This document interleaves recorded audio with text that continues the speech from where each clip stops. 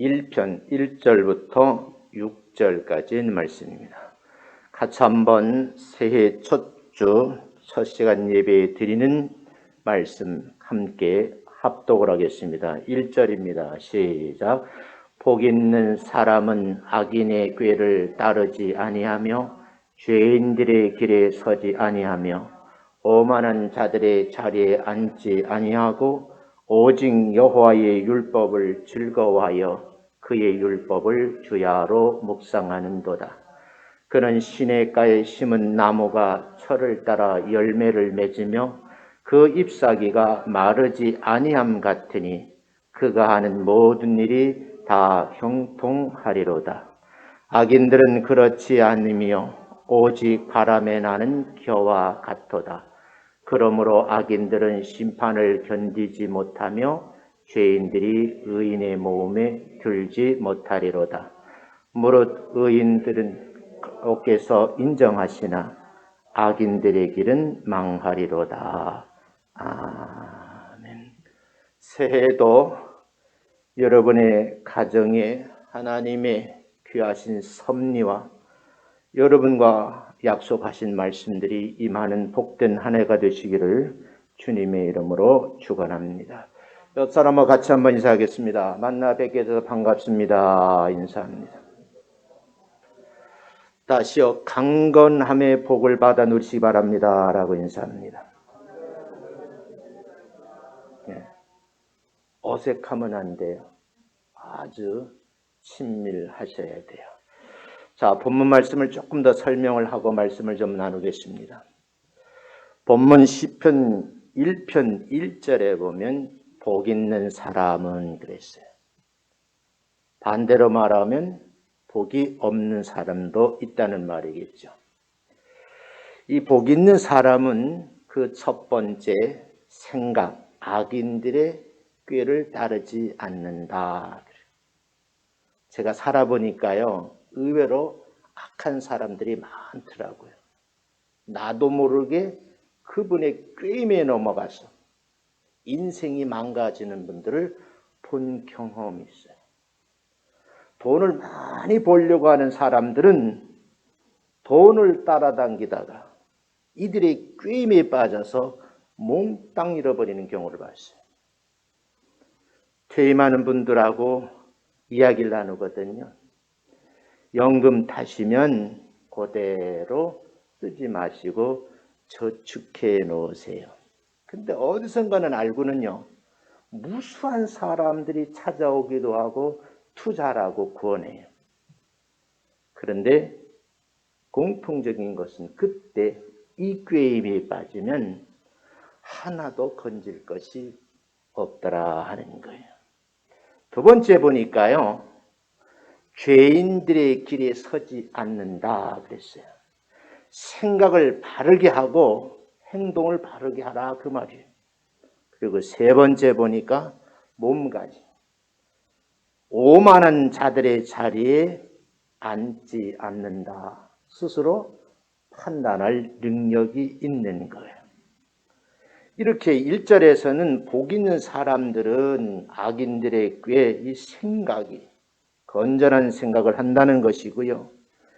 죄인들의 길에 스스로 발길을 옮기지 않는다는 얘기고, 높은 자리에 가려는 것이 아니라 그런 자들과 함께 어울리지 않는다. 그런 뜻이에요. 이분들의 특징을 2절에 이렇게 설명해요. 이렇게 복 있는 사람들은 늘 여호와의 율법을 즐거워할 뿐만 아니라 생각이죠. 생각으로 여호와의 율법을 즐거워하는 것. 그 다음 그 율법을 행동으로 주야로 묵상하는 사람이도 이렇게 설명을 하고 있어요. 여러분 1절, 2절 말씀을 참고해서 이렇게 신앙생활을 하면 3절에서 가장 중요한 말, 철을 따라 열매를 맺게 하시겠다. 마지막 결론적으로는요, 모든 일에 다 형통함을 이루겠다. 이런 말씀이에요. 올 한 해 우리 교회에 속하 있는 모든 권석들이 이 귀한 복을 받아 누리시기를 주님의 이름으로 축원합니다. 그런데 중요한 것은요, 오늘 성경에도 이렇게 말하잖아요. 시냇가라는 말을 쓰고 있어요. 시냇가. 시냇가에 심기운 나무들이 있고 그렇지 않은 나무들이 있다 하는 거거든요. 나무가 자라는 모습을 지켜보는 분들이 계셔요. 이분들은요, 잘 관찰을 해보니까 나무가 여름에는 정말 왕성하게 활동을 하면서 자라죠. 그런데 속이 단단하지 못하고 물렁물렁하다는 그런 표현을 쓰더라고요. 근데 겨울이 오면요, 성장의 속도가 멈추면서 속이 단단해지면서 나이테를 만들어요. 나무를 잘라보면 햇볕을 많이 받는 쪽은 나이테가 넓고 그렇지 않은 쪽은 조금 간격이 촘촘하게 되어 있는 것을 볼 수 있어요. 이 과정을 겪으면서 나무가 굵어지는 거죠. 근데 여기서 하나 깨달을 것은 굵어지고 단단해져 사람들이 쓸만한 제목이 될 때는 반드시 뭐예요? 성장통을 겪는다는 거예요. 나무에게도 아픔이 있다는 거죠. 자연의 섭리가 이러한데 우리의 인생은 어떨까? 이 세상에 태어난 모든 사람들이 한평생 살아가는 것이 쉬운 일만은 아니라는 거예요. 그래서 그 고난의 길을 통과하기가 얼마나 어려웠던지 엄마가 길을 열어준 거예요. 내가 나온 길을 산도라 그러거든요. 그 길에서 세상에 뚝 떨어지는 순간에 너무너무 충격을 받아서 으악 하고 소리를 지르는 거예요. 그때에 엄마는 이 아이의 울음소리만 들어도 아들이구나, 딸이구나 알 수가 있다고 그래요. 모르요. 난 나보지는 않아서 모르는데 대부분 그러더라고. 근데 여러분, 그렇게 큰 소리 치고 울면서 이 세상에 왔는데 이 세상이 그렇게 만만하지 않다는 거예요. 험한 세상을 살아가면서 갖은 어려움과 고통의 과정을 거쳐갑니다. 인생이 성숙해지려고 하면 반드시 이 힘들고 어려운 고통을 참고 견뎌내야 된다 그래요. 어른들이 공통적으로 하는 말씀이죠. 어른들이 저희가 자랐을 때 그래요. 얘야, 젊어서는 고생은 사서도 한다 그래. 내가 듣고서는 비웃었어요. 아니, 왜 고생을 사서 해? 근데 인생 60이 넘어보니까 그런 뜻에서 이런 말씀을 하셨나 보다. 그 기간이요 5, 60년 걸리더라고. 내가 깨닫는데. 나무가 자라면서 봄, 여름, 겨울 4계절을 거치잖아요. 봄이면 봄바람이 불어오고 여름이면요 강한 바람이 불어 강풍이 불어요. 심지어는 태풍이 육지에 상륙하기도 합니다. 이 바람을 맞는데 겨울에 세차는 바람은요 나무가 견디기 너무너무 힘든 거예요. 그런데 이 바람에 흔들린답니다. 여기서 하나 깨달을 것은 바람은 사계절 언제든지 불어온다는 거예요. 강한 바람이 불어오고 태풍이 불어오면요 가지가 찢어지지 않도록 그 나무는 몸부림을 치는 거예요. 몸부림침 속에서 그 나무는 점점 가지가 단단해지고 뿌리가 깊이 박히는 거예요. 바람에 흔들리는 나무가 이 학자들은 더 잘 자란다 그런 표현을 쓰고 있어요.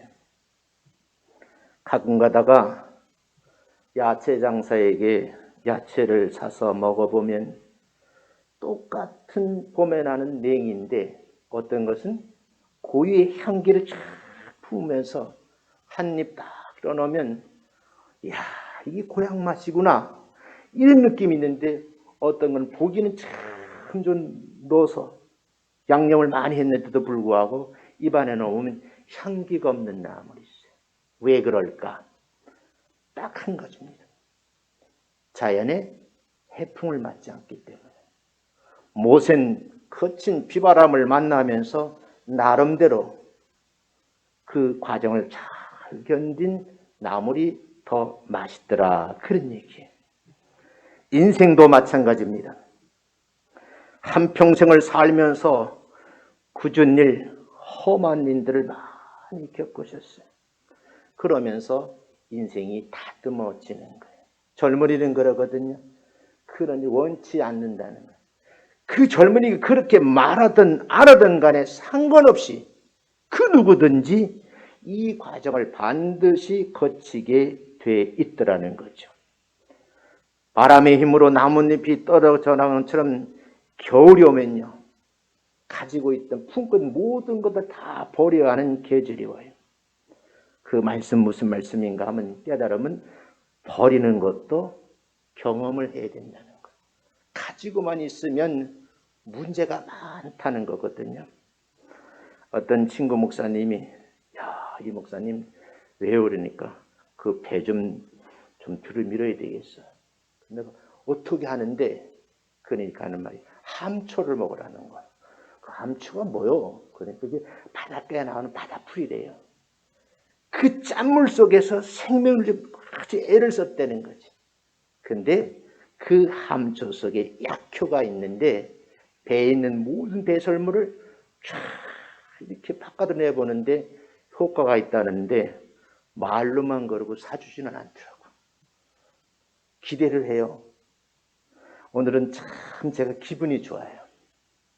기분이 나만 기분 좋으면 안 되고 우리 어머니가 오늘 좀 한번 올려드려야 되는데 못 오셨어요. 코로나 때문에. 저는 꼭 이렇게 가르치거든요. 내 생일을 맞이하거든 누구를 위해 줘야 돼요? 나를 낳아준 어머니에게 선물을 드려야 돼. 그것도 모르고 내 생일이라고 챙겨달라고 막 그러는 아이들 보면요, 저게 언제 철이 드나. 나를 그날 밤 그 새벽에 나오려고 산고를 겪은 어머니를 한번 생각해 봤냐는 거예요. 저는 아이 낳는 고통을 조금은 알아요. 의사가 가르쳐줘서. 내가 교회 짓다가 담낭을 제거했거든요. 담낭이 다 썩어버린 거예요. 그래서 떼어냈어요. 주치하고 얘기하는데 나보고 그래, 많이 아프셨겠어요. 그러더라고요. 당신은 의사이지만 지금까지 평생 수술만 했지 본인이 담낭이 아파본 적이 없어. 그 고통을 모르는 거예요. 나보고 그래, 잘 견디셨습니다. 왜요? 그러니까 이 쓸개가 아프면요, 아이 낳는 것보다 더 아프다는 거예요. 그때 내가 깨달은 거예요. 아, 우리 사람이 3번이나 이런 고통을 겪었구나. 그리고 우리 아이들이 하는 말, 생일이 되면 너 대접해달라지 말고 너를 낳은 엄마에게 좀 보답을 해라. 그래. 오늘 아침 오니까 여전도에서 남전도에서 제가 오늘 기 빠진 날이거든. 그랬더니 봉투를 주는 거예요. 이거 내가 가져야 돼요? 말했으면 실천을 해야지. 이거 다 우리 엄마 거야. 할렐루야. 내가 이렇게 모범을 보면 여러분들도 그렇게 하시기를 주의 이름으로 축원합니다. 모든 분들이 그러셔야 돼요. 나이가 연로하셔서 그렇게 하지 못하는 분들은 지금 어머니가 안 계시잖아요. 그럼 누구한테 해야 돼? 이웃 할머니에게도 하셔야 돼. 자, 사람은 누구나 다 험한 세상을 살아갑니다. 그러나 인생은 그런 과정을 통하면서, 과정을 거치면서 배우면서 자란다는 거예요. 사실 고난이 없는 인생은 없습니다. 그 고난과 역경이 오히려 삶에 도움이 되고 성장하게 만들고 풍요롭게 만든다는 거예요. 되게 성공한 사람들을 보면요, 모진 역경을 이겨낸 개인의 역사를 다 가지고 있습니다. 비가 오면 나무들의 잎이나 줄기가 빗물에 흐르죠. 마치 나무들이 너무너무 힘들어서 눈물을 흘리는 것 같은 생각이 들어요. 나무나 꽃은 비를 맞으면서 그 결과로 아름다운 꽃을 피우고 자라는 거죠. 인생도 마찬가지다. 왜요? 인생을 살면서 우는 때도 있고 웃는 때도 있다는 거예요. 많이 울어 눈이 짓물러 터지고 가슴에 쓰라림을 느끼는 아픈 상처가 있는 분들이 있나요? 그분하고 얘기해 보면 오히려 위로를 받는 거예요. 목회자들도 마찬가지예요. 너무 곱게 자라면요, 성도의 아픔을 몰라요. 대부분 목회자들이 가난해요. 그 힘들어요. 왜 그랬을까? 이 과정을 반드시 통과가 되고 그리고 나서 공부하고 목사가 된다. 난 그런 섭리가 있다고 개인적으로 말하는 사람이에요. 그렇습니다. 인생은 울면서 자라고 많이 울어야 인생이 무엇인지를 알고 성숙해진다는 거예요. 그 이유를 본문 말씀에 찾아보는데 여러분이 이 본문 말씀의 내용을 조금 분해를 하면서 함께 은혜를 나누시는 복된 시간 되시기를 주의 이름으로 축원합니다. 말씀을 한번 들어가 보겠습니다. 첫 번째, 나누어 보니까 시냇가의 나무같이 열매 맺는 성도가 되라 하는 말씀. 나 여기다 심겨줘요 라고 말하는 나무는 없어요. 저 산골짜기 그 가파른 비탈길에도 나무는 있어요. 어디에 심겨지느냐가 굉장히 중요하다는 거예요. 그리고요, 수량이 적은 산에서 자라는 나무들은요, 삶의 과정이 굉장히 고통스러워요. 학자들이 그 나무를 잘라다가 세포 분열하는 걸 살펴보았어요. 세포가 조밀조밀하지 않고 아주 기형적으로 자라있다는 거예요. 근데 여러분, 사계절 비바람을 맞은 적당한 온도와 비를 맞아 자란 나무는요, 세포가 아주 원칙대로 자라있다 하는 그런 보고를 하는 논문을 봤어요. 물이 메말라 잎이 제대로 피어 자라지 못해서 이 나무가 쫙 뻗어가야 되는데 어떻게 돼요? 꾸불꾸불 자라는 거예요. 사람들은 그게 멋있다. 그 자리에 그냥 그래도 놔두면 좋겠는데 그걸 또 중장비를 캐다가 비싼 값에 파는 거예요. 본인은 고통스러운 과정을 겪는 거예요. 산에 있는 나무에 비유되는 인생도 세상을 살아가는 모습을 살펴보면 가련하다, 불쌍하다 그런 생각이 들 때가 있어요. 목회를요, 근간 한 30년 차 이렇게 하다 보니까 성도들을 많이 보잖아요. 어떤 분은 그렇게 큰 어려움 없이 한평을 살아가는데 저를 만나서부터 지금까지 고통의 연속이 있는 분들이 있어요. 엎드려 제일 먼저 기도가 나오는데 하나님, 저분의 인생의 삶을 좀 순탄하게 갈 수 있도록 도와주시는 방법이 하나님에게 있는데 내가 이렇게 기도하오니 저 권사님을, 저 집사님을 좀 한번 이렇게 어루만져 주시면 안 될까요? 저도 그런 기도를 해요. 왜요? 너무너무 안타까운 거예요. 물이 메말르니까 잎이 제대로 피어 자라지 못해서요, 구부러진 모습이에요. 산에 있는 나무에 비유되는 인생도요, 세상을 살아가는 모습을 보면 목회자도 안타깝다 그런 말이에요. 그 가엾고 불쌍한 인생이 풍요롭게 살려면 어떻게 해야 되느냐? 오늘 본문의 말씀에 해답이 있어요. 오늘 신년 첫 주일 생명의 말씀을 들으면서 내가 시냇가에 심기워 쳐야 된다는 거예요. 그것이 참 중요하더라고요. 인생을 살아보니까요, 내가 언젠가는 누구의 손에 의해서 어디에 심겨져서 내가 활동을 하느냐에 따라서 많이 달라지더라고요. 저는 인생을 역전 드라마같이 살았거든요.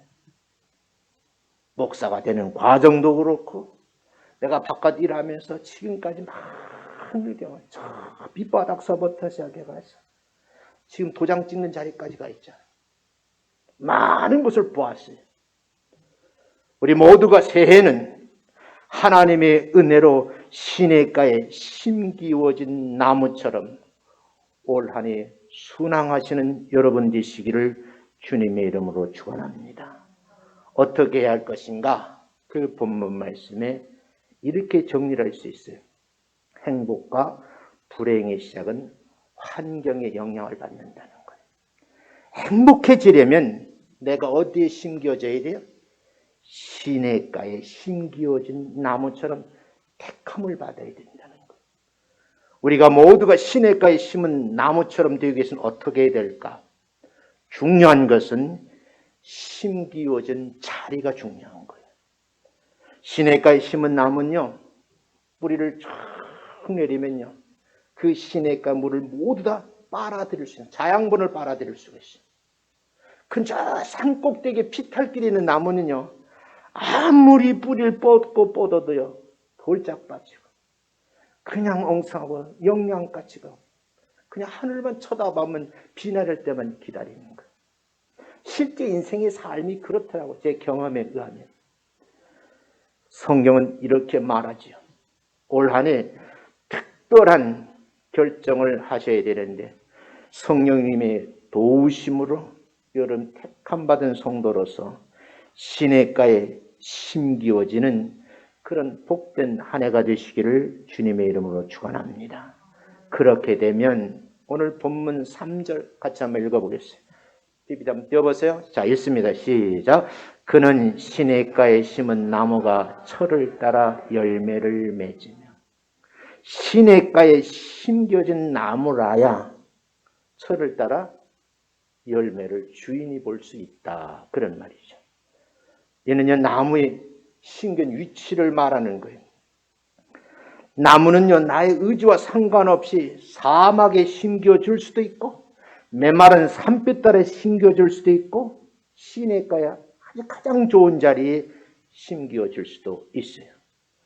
그 반대로요, 푸른 초장, 기름진 땅, 시냇가에 심겨지는 나무도 있다는 거예요. 푸른 초장에 시냇가에 심겨진 나무는 우리 인간의 말로 하면 행복한 나무. 그런데 어떤 나무는 사막에 심겨지고 되고 메마른 산비탈 높은 언덕바지에 심겨져 있어서 제대로 중심을 못 잡는 나무도 있어요. 추운 겨울 중국을 한번 여행을 해봤어요. 북경을 가보니까요, 텐진공항에서 북경 시내에 들어갈 것까지 1시간 반을 버스를 타고 가는데 모든 나무가 다 쓰러져 있더라고요. 왜 그러냐고 물어봤어요. 그랬더니 가이드가 하는 말, 거센 비바람 때문에 그렇다는 거예요. 평야니까요, 바람을 막아주는 것이 없어요. 그냥 사계절 모든 바람을, 그 시비의 찬바람을 몽땅 받아들이는 거예요. 견디다 못해도 결국은 비스듬하게 한쪽으로 다 쓰러져 있더라고요. 아, 바람이 이렇게 부는구나 하는 느낌을 받았어요. 동남아 일대를 여행을 가보면요, 정말 싱그러워요. 저도 나이 들면 나는 겨울이 싫거든. 그럼 어디 가냐?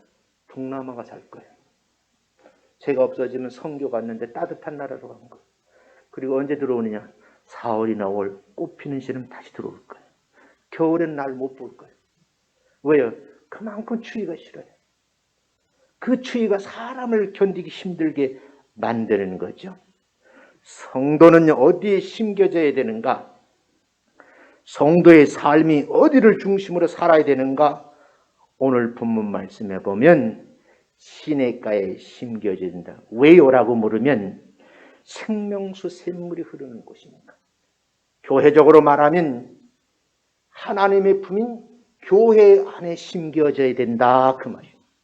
그렇다고 하면 여러분이 이렇게 중직이 되어서 20명 미만으로 예배에 선택받은 여러분인데, 여러분 이렇게 예배 속에 하나님을 기쁘신 자리 심기어지는 여러분 되시기를 주님의 이름으로 축원합니다. 가정 예배를 드리시는 분들 이 마음의 소원을 품으셔야 돼요. 하나님, 이 코로나가 빨리 끝나서 모든 성을 다 함께 모여 시냇가에 심겨진 나무처럼 예배 드리는 자리에 있게 하옵소서. 아멘. 어떤 분들이 있는 거예요. 목사님이 걱정을 해요. 주일을 성도들이 잊어버린대. 이게 벌써 여러분 10개월 지났잖아요. 적어도 백신이 들어와서 전 국민이 다 맞고 어떤 특정 상태가 될 때까지 유지되려면 5, 6개월 더 걸린다는 거예요. 어떤 나라는 1년, 2년이 더 걸린다고 그래요. 모두가 다 예배드리는 그날을 모든 성을 초청할 때 주일날에도 주일날인지 모르고 있다고 하면 큰 문제. 높아심에서 부탁드려요. 아무리 힘들고 어려워도 교회에서 정부에서 20명 이하로 예배를 드린다. 그 대회에 못 낀다 할지라도 가정에서 아이들과 함께 정성껏 예배 준비하고 예배 드리는 습관을 버리지 마시기를 주의 이름으로 축원합니다. 본문 말씀에서 시냇가 생명수가 흐르는 그 강가에 있는 나무를 말하고 결국 주님의 몸된 교회라고 말씀을 드렸어요. 주님의 몸된 교회에 있는 어린 양들은요, 보호자로부터 생명물이 흐르는 이런 곳에 내가 머무르고 있다. 그 말씀을 계시록 22장 1절 2절에서 이렇게 설명을 합니다. 같이 한번 천천히 읽어보겠습니다. 시작. 또 그가 수정같이 맑은 생명수의 강을 내게 보이니 하나님과 및 어린 양의 보좌로부터 나와서 길 가운데로 흐르더라. 강 좌우에 생명나무가 있어 12가지 열매를 맺되 달마다 그 열매를 맺고 그 잎사귀들은 만국을 치료하기 위하여 있더라. 아멘. 목사가요, 간간히 이렇게 서서 성도들을 바라보면 자칫하면 이상하게 생각하는지 모르지만 목사님 얼굴만 봐도 평안해지고 교회 성도들을 봐도 마음의 치유가 일어나는 그런 공동체가 되어야 될 줄로 믿습니다. 나 저분 때문에 교회 가기 싫어. 오늘 주일 가 저 인간 얼굴 또 봐야지. 그러면 안 되는 거예요. 여러분, 저는 한 주간 이렇게 지나면서요, 여러분들이 보고 싶은 거예요. 지난주에는 몇몇 어르신들에게 전화를 했어요. 권사님, 내가 그래도 나이가 적으니까 그냥 아들처럼 뭐하고 계셔? 내 목소리 듣고 싶어서 전화했는데 지금 바쁘시디야. 저녁 때 전화하겠대. 저녁 때까지 전화가 하나? 내가 다시 전화를 했어. 왜 전화 안 해요? 지금 막 퇴근하셨다는 거야. 근데요, 그 권사님하고 이렇게 얘기하는 자체가요, 참 즐거워. 또 한 권사님이 전화를 했어요. 아무리 전화를 안 받아. 걱정이 돼. 혼자 사시니 어떻게 되셨나 걱정이 되는 거예요. 사랑하는 성도 여러분, 이 본문 말씀, 수정같이 맑은 생명수의 강을 누구에게? 내게 보이셨는데 하나님과 어린 양의 보호자로부터 그 생명수가 쭉 흘러오더라는 거예요. 강 좌우에 생명나무가 있더라. 거기 그 강가에 심겨진 그 나무가 있는데 12가지 열매를 맺더라는 거예요. 그러면서 하는 말, 거르지 않고 달마다 그 열매를 맺고 그 나무 잎사귀들은 만국을 치료하기 위하여 있더라. 사랑하는 성도 여러분, 우리 교회에 속한 모든 성도들이 집사님의 얼굴만 봐도, 권사님의 얼굴만 봐도, 장로님의 얼굴만 봐도 마음의 치료가 되는 기적 같은 일들이 있으시기를 주의 이름으로 축원합니다. 그런 교회가 부흥되는 거예요. 할렐루야. 예수 믿는 성도들은요, 어떻게 살아야 되는가? 그 첫 번째, 말씀 중심이에요. 장로님 기도하잖아요. 우리 예수 믿는 사람 첫째도 말씀, 둘째도 말씀, 셋째도 말씀이에요. 어떤 분들은 그 하나님 중심이에요. 같은 말이에요. 그 다음 두 번째, 교회 중심으로 신앙생활해야 돼요. 내가 어느 교회에 속해 있어서 그 속한 교회에서 중심으로 성도들과 어울려 사는 것. 그게 중요하고, 세 번째는 은사 중심이에요. 하나님 각자에게 은사를 주셨거든요. 그 은사를 오늘 본문에 이 계시록에 12가지라 그러잖아요. 사랑하는 성도 여러분, 영혼과 생명이 윤택하게 될 줄로 믿습니다. 삶의 잎사귀가 푸르러야 돼. 청청하셔야 돼. 그걸 뭐라 그래? 무슨 일이든지 만사형통이라는 말을 쓰는 거예요. 무엇이 모자거나 궁핍하지 않는 삶, 항상 뭐야? 여유가 있는 거예요. 하나님과 이웃들에게 나누고 나누어도 결코 인생의 광주리에 먹을 것이 줄어들지 않는 그런 여러분의 삶이 되시기를 주님의 이름으로 축원합니다. 지금 분들은 잘 몰라요. 제 나이 정도 된 분들은 내 평생 소원 뭐 하는 거예요? 나는요, 교회 다닐 때도 가사를 바꿔서 찬송을 해요. 내 평생 소원 이것뿐 주의 일하다. 그건 다 그렇게 불러. 나는 그냥 내 평생 소원 뭐요? 쌀밥 먹는 거, 이 밥 먹는 거라고. 그리고 내가 돈을 많이 벌면 논을 밭도 안 사, 논을 많이 살 거야. 지금 와 보니까 의미가 없더라고. 그만큼 배고픈 시절을 보낸 거야. 내가 배를 고파봐야 다른 사람들의 아픔을 알아요. 그 시간 되면 쪼르륵쪼르륵 소리가 나고, 그런데 부잣집 애들은 도시락 싸가지고 그걸 막 히덕거리고 먹고 그래. 나는 뭐야? 저 운동장을 무슨 물? 수돗물도 없었어. 개울가에 흘러가는 물 마시는 거예요. 그것이 뭐 오염이 됐다든지 뭐 그것이 뭐 기생충 이런 거 생각지도 않았어요. 그냥 손으로 떠먹는 거예요. 지금 사람 이거 모르잖아요. 그러기에 성도는 많은 열매를 맺어야 될 줄로 믿습니다. 열매에는 두 가지가 있는데 영적인 열매와 물질적인 열매예요. 이 두 가지 열매는요, 인간이 노력한다고 해서 맺어지는 것도 있고 그렇지 않은 것도 있어요. 물론 세상의 사업가들이 노력해서 부자가 되는 경우가 있어요. 최소한 믿음의 성도들은 하나님께서 내게 뭐예요? 복을 주셔야 받을 수 있다는 거예요. 저를 가르치는 목사님이 그래요. 우리나라의 큰 대형교회 목사님인데 그렇게 말씀해요. 목회는 내가 하는 것이 아니고 하나님을 대신하는 건데, 그런데 목회도 복을 받아야 돼요 그러더라고요. 목회도 뭐예요? 복을 받아야 돼요. 그래서 내가요, 요즘엔 참 마음이 즐거워요. 우리 장로님들에게 내가 램프쿡 냄비를 하나씩 사줬어요. 어떤 장로님, 내 평생 신앙생활에도 목사님한테 받아본 거 처음이라고. 근데 내가 사준 의미가 있어. 그게요, 들깨 참깨를 잘 볶아진대요. 안 태우고. 꼭 목사님한테 이거 나도 하나 사주세요. 그러면 나한테 문자 보내. 내가 개인 돈을 내가 내서라도 사줄 테니까. 끝까지 그거 사줘서 정말 깨소금처럼 고소한 맛이 난다면 내가 얼마든지 사주지.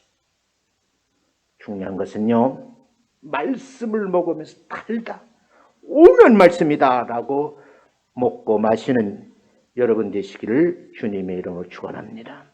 건강한 신앙생활요, 하나님께로부터 인정을 받으려면 두 가지 다 보세요.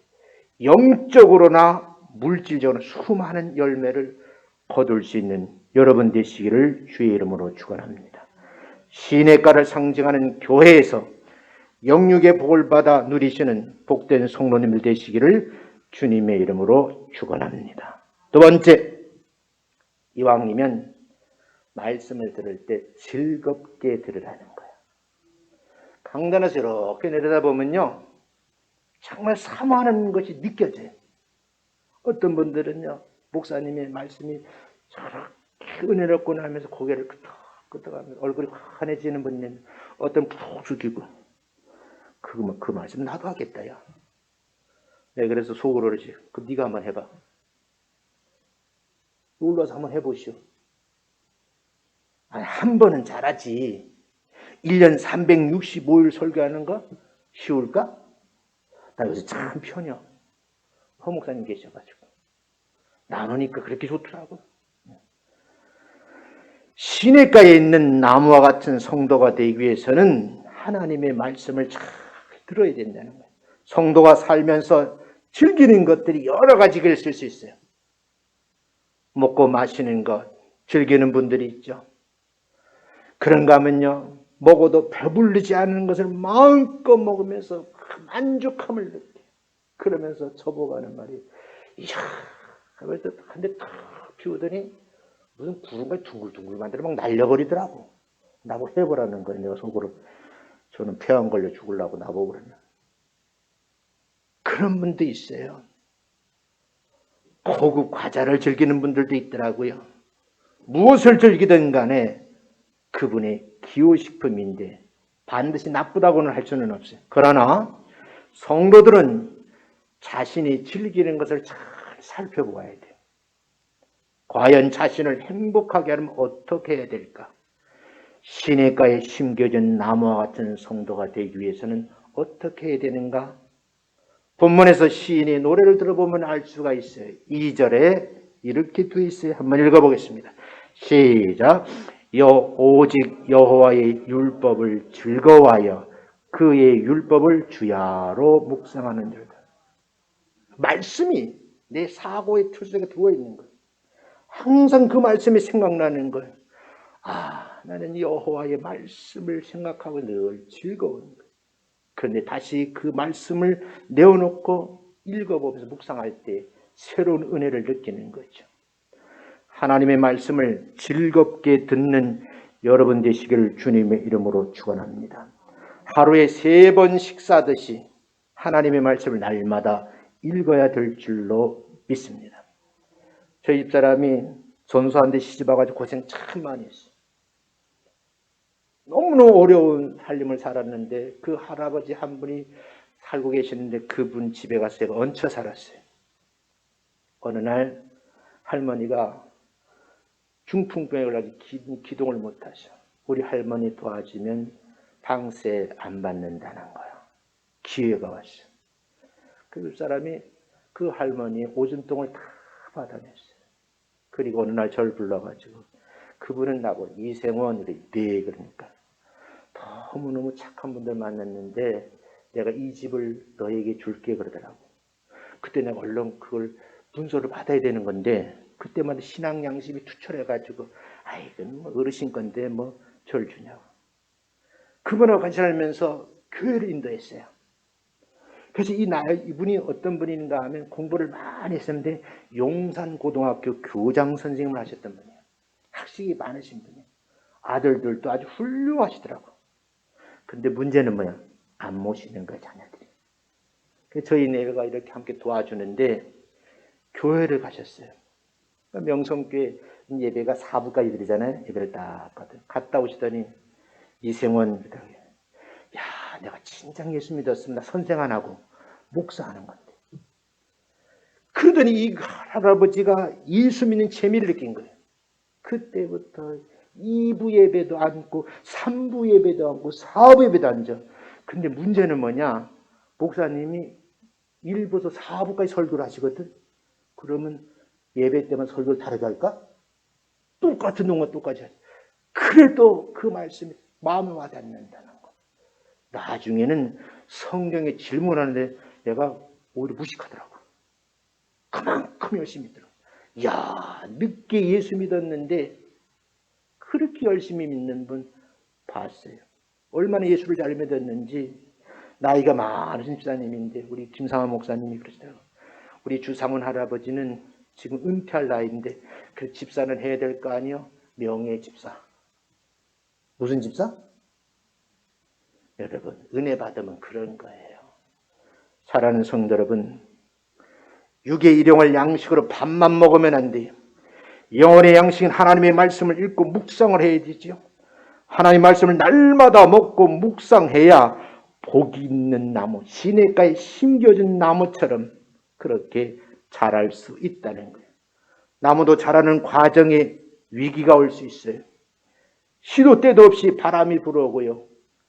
여러분, 많은 비가 내려서 장마를 만나서 그대로 통째로 쓸려갈 수도 있어요.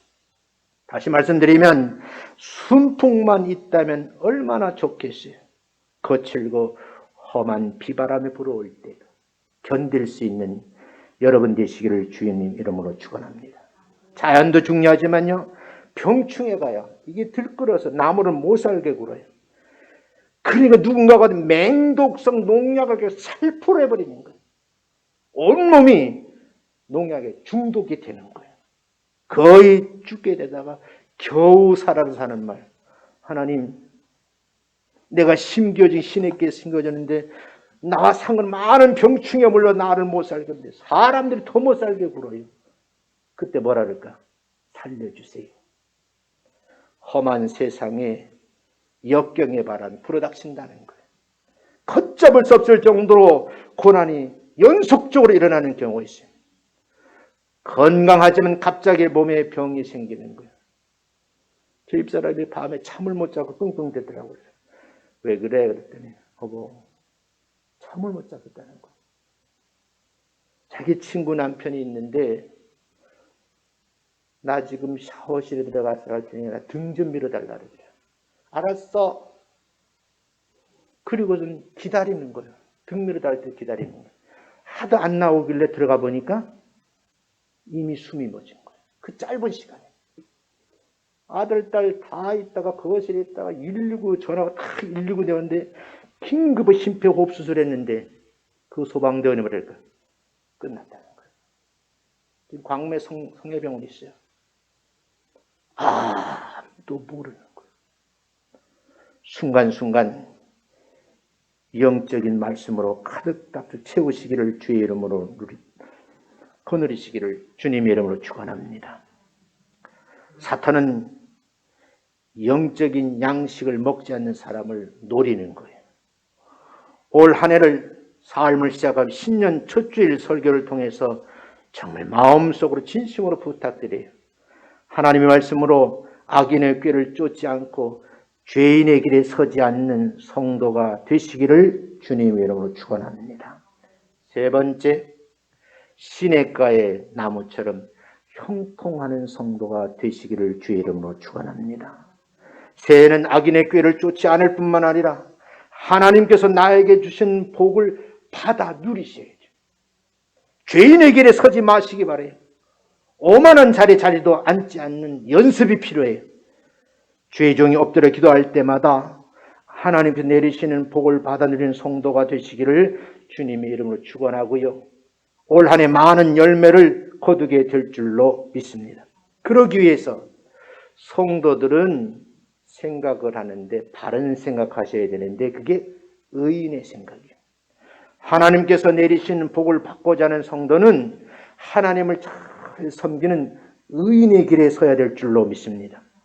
하나님께서 내리시는 복을 받고자 하는 성도는요, 겸손하게 하나님과 사람을 사랑하고 섬겨야 돼요. 그렇게 신앙생활을 하시다 보면 잎사귀가 마르지 않고 풍성한 열매를 맺는 올 한 해가 될 줄로 믿습니다. 그것이 바로 하나님께서 여러분들이 주신 선물이라는 거죠. 시냇가에 심겨져 있는 나무들은요, 그 행사가 다 형통하리라 그랬거든요. 3절 다시 읽습니다. 시작. 그는 시냇가에 심은 나무가 시절을 따라 열매를 맺으며 그 잎사귀가 마르지 아니함 같으니 그가 하는 모든 일이 다 형통하리로다. 2021년도의 성도 여러분들은요, 하시는 일들이 모두 형통하심의 복을 받아 누리시기를 주의 이름으로 축원합니다. 그럼 어떻게 해야 되는가? 본문에 답이 있어요. 그것은 바로 성도는 의인의 길을 따라 걸어야 된다는 거예요. 세상에는요, 착한 사람도 있어요. 의로운 사람도 있어요. 반대로요, 악한 사람도 있어요. 우리 예수 믿는 성도들은요, 이 험악한 세상에서 누구를 따라갈 것인가?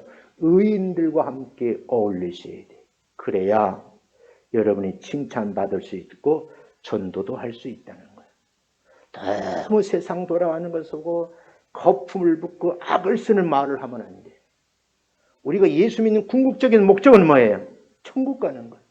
나 혼자 가면 안 되니까 가까이 있는 이웃들에게 전하는 건데 그것이 정치적으로 또는 사상적으로 다르다 그래가지고 함부로 그 사람을 올려고 재단하고 욕을 하다 보면 그분은 내 친구가 안 되고 적이 되는 거예요. 예수 믿는 사람들은 그의 정치는 진보든 보수든 관계 다 모여 복음을 듣고 천국, 이 세상의 진보, 뭐 보수 따지는 것이지 하늘나라의 진보가 어디 있고 보수가 어디 있어요. 근데 우리 의외로 우리 예수 믿는 사람들 여기 매몰 빠져가지고서는 교회 안에도 진보가 갈라져 버려요. 그러면 안 됩니다, 여러분. 철저하게 말씀 중심으로 살아가시기를 주의 이름으로 축원합니다. 성경이 말하는 의인과 세상에 말하는 의인이 달라요. 세상에서 의인은 착한 사람을 말해요. 진실한 사람을 말해요. 옳은 사람을 말해요. 도덕적으로 바른 행동을 하는 사람을 말해요. 우리 믿는 성도들은 이런 측면에서 세상 사람들이 보기에도 의인이 돼야 돼. 그래야 그 사람 나를 칭찬하고 그분이 말하는 걸 믿게 되고 복음을 받아들이죠. 문제는요, 여기서만 머무르면 안 된다는 거예요. 사도 바울이 이렇게 말씀을 합니다. 한번 같이 읽어보겠어요. 로마서 1장 17절 시작. 복음에는 하나님의 의가 나타나서 믿음으로 믿음에 이르게 하나니 기록된 바 오직 의인은 믿음으로 말미암아 살리라. 아멘. 하나님의 의가 어떻게 나타나서 나를 믿음으로 믿음에 이르게 하는 그 복을 여러분들이 받아들이시기를 주님의 이름으로 축원합니다. 사람은 모두 다 죄인이거든요. 성도는 살아계신 하나님 믿고 자신의 죄를 대신 짊어지시고 십자가에 죽으신 예수 그리스도를 믿어야 천국 가는 줄로 믿습니다.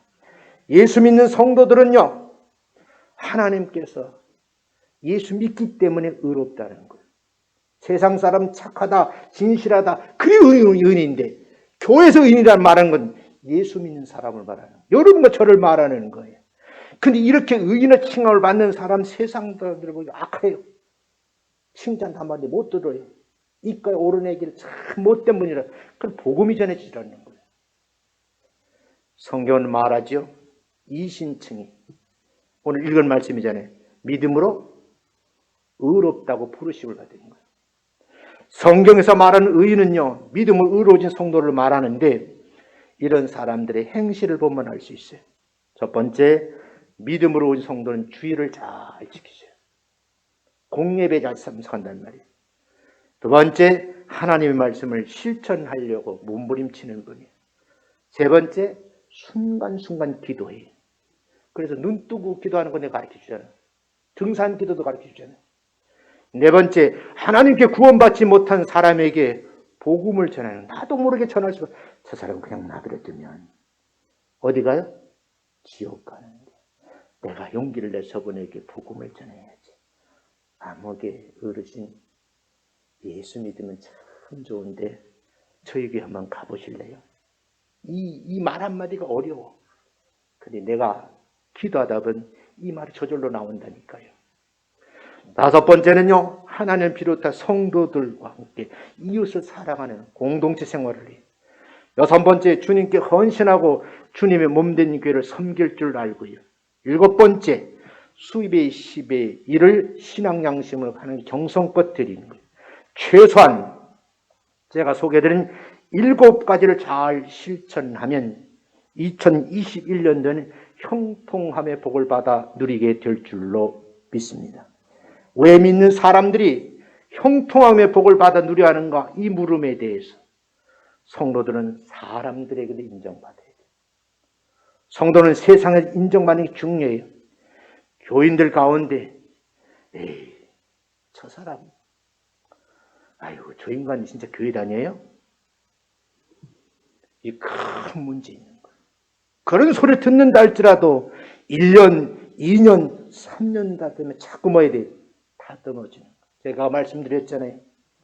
사계절 바라죠. 봄바람도 불어오지만요, 여름에는 어떻게 태풍이 불어와.